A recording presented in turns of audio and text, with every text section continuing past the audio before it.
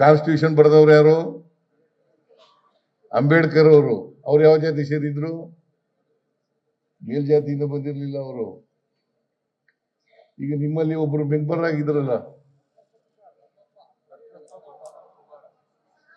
ರತ್ನಪ್ಪ ಧರ್ಮಪ್ಪ ಕುಂಬಾರ, ಅವರು constitution assembly ಆಮೇಲೆ ರಚನಾ ಸಭೆ ಮೆಂಬರ್ ಆಗಿದ್ರು. ಅವ್ರು ಯಾವ ಜಾತಿಯವರು? ಕುಂಬಾರರು.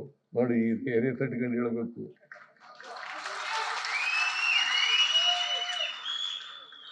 ಅದರಿಂದ ವಿದ್ಯೆ ಇದೆಯಲ್ಲ, ಯಾರ ಅಪ್ಪನ ಮನೆ ಸೊತ್ತಲ್ಲ. ಅದು ಒಂದ್ ಕಾಲ ಹಿಂಗ್ ಹೇಳಿ ಹೇಳಿ ಹೇಳಿ ಹೇಳಿ ಹೇಳಿ ಜನರನ್ನ ದಾರಿ ತಪ್ಪಿಸಿ ಮಾಡಿದ್ರು. ಈಗ ನೋಡಿ, ಒಂದು ವೇಳೆ ನಾನು ಲಾಯರ್ ಆಗಿರ್ಲಿಲ್ಲ ಅಂತ ಇಟ್ಕೊಳ್ಳೋಣ, ಚೀಫ್ ಮಿನಿಸ್ಟರ್ ಆಗಕ್ಕೆ ಸಾಧ್ಯ ಆಯ್ತಿತ್ತ? ಆಯ್ತಿತ್ತ? ನಮ್ಮಪ್ಪ ಓದಿಸಿದ್ರಿಂದ ನಾನು ಲಾಯರ್ ಆದೆ. ನನ್ನ ತಮ್ಮದಿರಿಬ್ರು ಓದ್ಲೇ ಇಲ್ಲ, ಶಾಲೆಗೆ ಹೋಗ್ಲಿಲ್ಲ. ನಮ್ಮ ಅಕ್ಕದಿರಿಬ್ರು ಓದ್ಲೇ ಇಲ್ಲ, ಶಾಲೆಗೆ ಹೋಗ್ಲಿಲ್ಲ. ನಮ್ಮ ಅಣ್ಣ ಮಾತ್ರ 4ನೇ ತರಗತಿವರೆಗೂ ಓದಿದ್ದ. ನಾನು ಯಾಕೆ ಈ ಮಾತು ಹೇಳ್ತಾ ಇದ್ದೀನಿ ಅಂತಂದ್ರೆ, ಅದಕ್ಕೆ ನಾರಾಯಣ್ ಗುರುಗಳು ಗೊತ್ತಿರ್ಬೇಕಲ್ಲ ನಿಮ್ಗೆ. ನಾರಾಯಣ್ ಗುರು ಕೇರಳದವರು, ಅವರು ಶಿಕ್ಷಣಕ್ಕೆ ಒತ್ತು ಕೊಡ್ತಕ್ಕಂಥ ಕೆಲಸವನ್ನ ಮಾಡ್ತಾರೆ.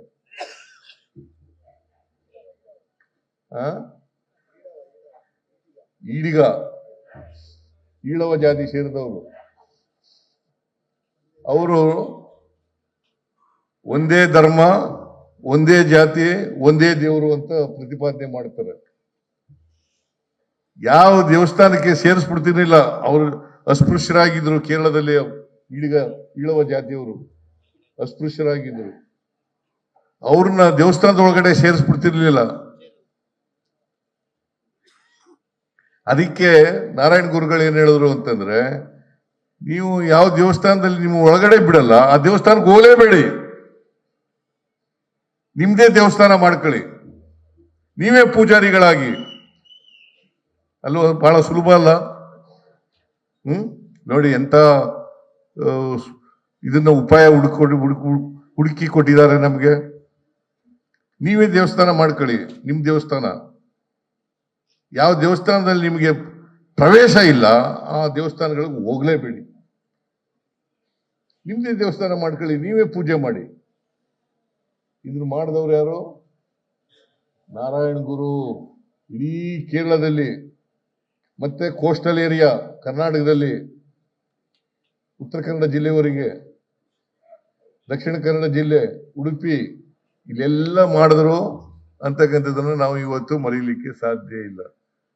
ಅದಕ್ಕೆ ಶಿಕ್ಷಣವೇ ನಿಮಗೆ ಸ್ವಾತಂತ್ರ್ಯ ತಂದುಕೊಡ್ತಕ್ಕಂಥ ಕೆಲಸ.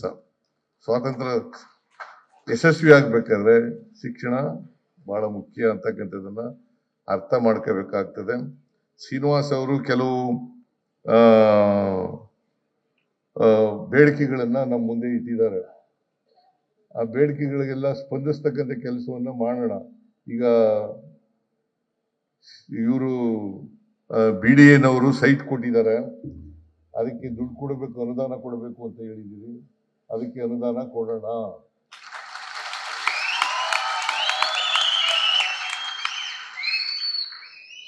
ಮತ್ತೆ ಕುಂಬಾರರ ಸಂಘದ, ಆಮೇಲೆ ಕುಂಬಾರ ಜನಾಂಗದ ಅಭಿವೃದ್ಧಿ ನಿಗಮ ಆಗಿದೆ, ಅದು ಇನ್ನೂ ಕೂಡ ರಿಜಿಸ್ಟ್ರೇಷನ್ ಆಗಿಲ್ಲ ಅಲ್ವಾ? ರಿಜಿಸ್ಟ್ರೇಷನ್ ಮಾಡಿಸಿ ಅದಕ್ಕೂ ಕೂಡ ಅನುದಾನವನ್ನ ಕೊಡುತ್ತೇನೆ ಅಂತಕ್ಕಂಥ ಮಾತುಗಳನ್ನ ಈ ಸಂದರ್ಭದಲ್ಲಿ ಬಯಸ್ತಾ ಇದ್ದೀನಿ.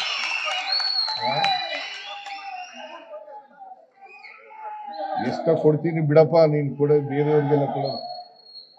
ಸರ್ವಜ್ಞ ಇದಾರಲ್ಲ, ಸರ್ವಜ್ಞ ಯಾರು ಮಾಡಿದವರು? ಮತ್ತೆ ಅದನ್ನ ಡೆವಲಪ್ ಮಾಡ್ತಕ್ಕಂಥ ಕೆಲಸ ಮಾಡೋಣ. ಪ್ರಾಧಿಕಾರ ಮಾಡಿದವ್ರಿಗೆ ಡೆವಲಪ್ ಮಾಡಕ್ಕಾಗಲ್ದಿಲ್ವಾ?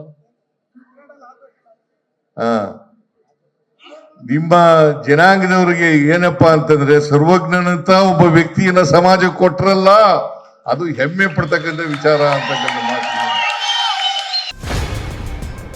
ನೋ ಉತ್ಪ್ರೇಕ್ಷೆ, ನೋ ಊಹಾಪೋಹ.